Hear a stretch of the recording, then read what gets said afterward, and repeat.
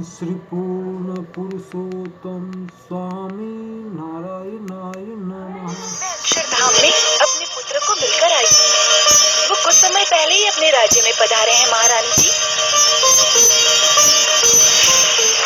इसका दृढ़ निश्चय देखकर ऐसा लगता है कि ये सच बोल रही है। मुझे अभी जाकर महाराज से बात करनी होगी। क्या? ये आप क्या कह रही हैं महारानी जी? ऐसा कैसे हो सकता है? एक साधारण सा योगी उन लोगों को अक्षरधाम कैसे पहुंचा सकता है? क्षमा कीजिए स्वामी, किंतु कांता की आंखों में अपने बेटे को मिलने की जो खुशी थी, उसे देखकर तो यही लग रहा था कि वो सच में ही अक्षरधाम जाकर आई है। और तो और उसका कहना है कि सहजानंद जी ही साक्षात सर्वोपरि श्री स्वामी नारायण भगवान हैं। इसीलिए आप मेरा कहा मानिए और चलकर सहजानंद स्वामी जी से मिल लीजिए। कदाचित ये सब सत्य हुआ तो हमें भी उनके विलक्षण स्वरूप के दर्शन अवश्य हो जाएंगे। ठीक है, हम उनसे मिलने अवश्य जाएंगे और इस बात का पता लगा कर ही रहेंगे वो सच में भगवान है या कोई बहरूपिया। यथार्थ और भ्रम में बड़ा ही सूक्ष्म अंतर है और इस अंतर को समझने के लिए मनुष्य के मन में अटूट विश्वास का होना परम आवश्यक है। किंतु कई बार ये देखा है कि मनुष्य अपनी बुद्धि और अपने विवेक से ज्ञान को अर्जित तो कर लेता है, परंतु फिर भी वो प्रभु को नहीं पहचान पाता और यथार्थ को भूलकर वो भ्रम में जीने लगता है। और इसी भ्रम के कारण वो अपने सामने खड़े हुए भगवान को भी नहीं देख पाता। वो मूर्ख उनके अस्तित्व पर ही शंका करने लगता है, उनकी परीक्षा लेने के बाद सोचने लगता है, परंतु वो ये नहीं जान पाता कि ईश्वर ही एक यथार्थ है। अतः इस भ्रम को अपने मन से ही मिटा दो और जिस क्षण ऐसा होगा उस वक्त तुम्हें अपने प्रभु के दर्शन अवश्य हो जाएंगे।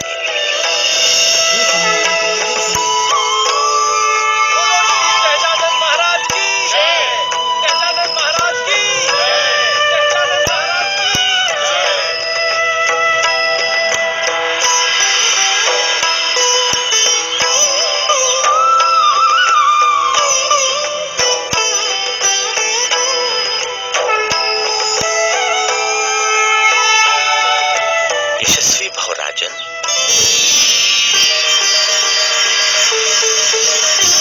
कहिए कैसे आना हुआ?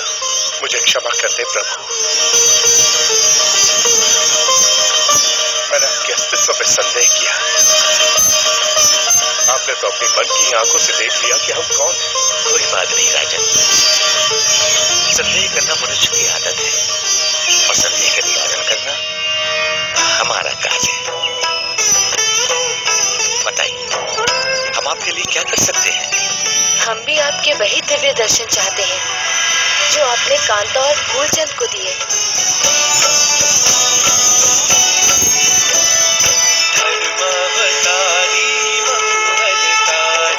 अनुपम अभिनव जन मनहारी, छवि उज्ज्वल और नाम सुपावन, सर्वोपरि श्री स्वामी नारायण। स्वामी नारायण, स्वामी नारायण, स्वामी नारायण, स्वामी नारायण। सर्वावतारी सर्वोपरि श्री स्वामी नारायण भगवान की जय।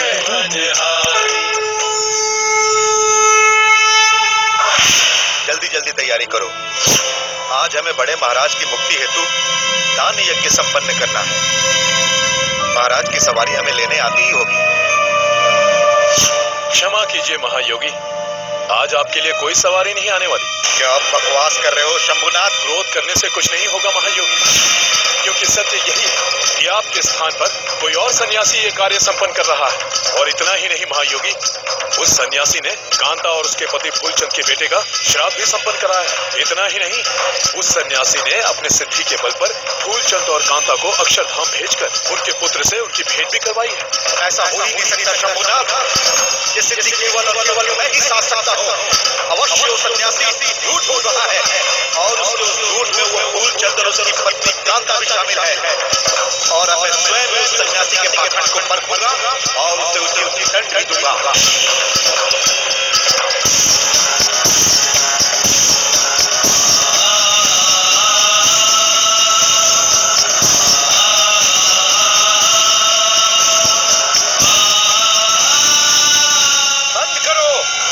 बंद करो ये यज्ञ हवन का पाखंड।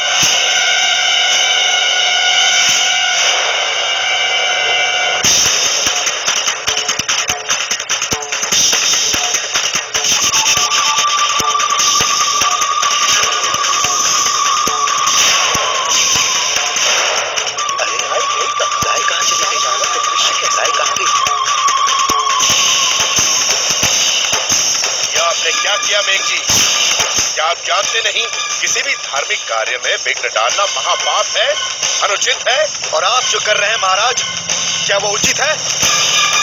यज्ञ करने का वचन तो आपने मुझे दिया, किंतु यज्ञ करने का अधिकार इस पाखंडी सन्यासी को। ये मेरा अपमान है, इस नगर के राज पंडित का अपमान। इसे मैं किसी भी सूरत में सहन नहीं कर सकता। ये कोई साधारण पुरुष नहीं है मेघ जी, ये अक्षराधिपति सर्वोपरि श्री स्वामी नारायण भगवान ही है। और इन्होंने स्वयं अपने दिव्य स्वरूप के दर्शन हमें दिए। ये तुच्छ योगी और अक्षराधिपति मैं नहीं मानता। इसने अवश्य आप पर कोई जादू टोना कर दिया है और आपकी मति को भ्रष्ट कर दिया है। ये अवश्य साधु के भेष में कोई पाखंडी है जो थोड़ी बहुत मायावी शक्तियां जानता है और जिसका शिकार आप भी हुए हैं। नहीं मेघ जी, नहीं, ये सच में भगवान ही है, अक्षरधाम के अधिपति सर्वोपरि श्री स्वामी नारायण भगवान ही है। यदि ये सत्य है कि ये अक्षरधाम के अधिपति है, तो मुझे आज तक ये अक्षरधाम में क्यों नहीं मिले? मैं तो ना जाने कितनी ही बार अपनी सिद्धि के बल पर अक्षरधाम गया हूँ। क्योंकि आपकी आंखों पर तो घमंड और दम्भ का पर्दा पड़ा हुआ है महानुभाव। तभी तो आपको प्रभु के दर्शन ना तब हुए थे और ना ही अब हो रहे हैं। अभी भी कुछ बिगड़ा नहीं है। आप अपना घमंड त्याग कर प्रभु के शरणों में आ जाइए तो आपका भी कल्याण हो जाएगा। तुम्हारी इतनी हिम्मत कि तुम मुझ जैसे ज्ञानी महापंडित को कल के इस सन्यासी की शरण में जाने को कह रहे हो? जानते नहीं, मैं परम पूजनीय रामानंद स्वामी जी का शिष्य हूँ। उनसे मैंने अष्ट सिद्धि की शिक्षा ली है। तब तो आप हमारे गुरु भाई हुए, क्योंकि हम भी परम आदरणीय रामानंद स्वामी जी के शिष्य हैं। और गुरु भाई से कैसा विवाद? विवाद तो तुमने खड़ा कर ही दिया है, मेरे तत्व ज्ञान और सिद्धि को चुनौती देकर, और मैंने इसे स्वीकार भी कर लिया है। किंतु मेरी ओर से ऐसा कुछ भी नहीं है भाई। निसंदेह आप अष्टांग योग की सिद्धि जानते होंगे। जानता ही नहीं, मैं इसका प्रमाण भी दे सकता हूँ। देखना चाहते हो तो देखो मेरी सिद्धि की शक्ति को।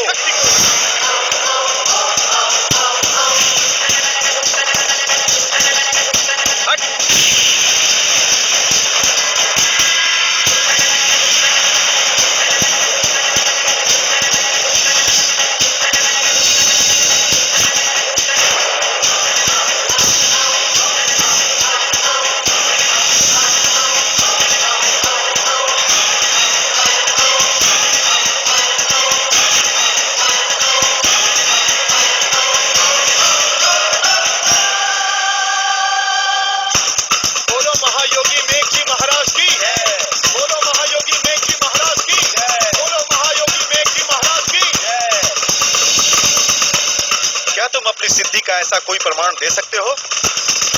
जो मैंने ये सब कुछ किया है, ये तो मेरे सामने कुछ भी नहीं। यदि मैं चाहूं तो मैं अपने प्राण अपनी इच्छा अनुसार त्याग भी सकता हूं और फिर जीवित भी हो सकता हूं। यह असंभव है। मेघ जी महाराज के लिए कोई कार्य असंभव नहीं है। इन्होंने अष्ट सिद्धि की है। क्यों गुरुदेव? बिल्कुल सत्य कह रहे हो शंभुनाथ। यदि ऐसा है तो आप इसे साबित करके दिखाइए। सांच को आंच किया योगी, हम अपनी योग्यता को अवश्य साबित करेंगे। इसके लिए हम कल प्रातः ही अपने शरीर को त्याग कर अक्षरधाम चले जाएंगे और उसके बाद तुम्हारे इस सहजानंद को हार मानकर मेरी शरण में आना होगा, मेरा शिष्य बनना होगा। बोलो क्या कहते हो योगी राज? हम भी आज आपको एक वचन देते हैं कि यदि आपने आज ऐसा कर दिखाया तो हम भी अपने सारे शिष्यों के साथ आपके शिष्य बन जाएंगे।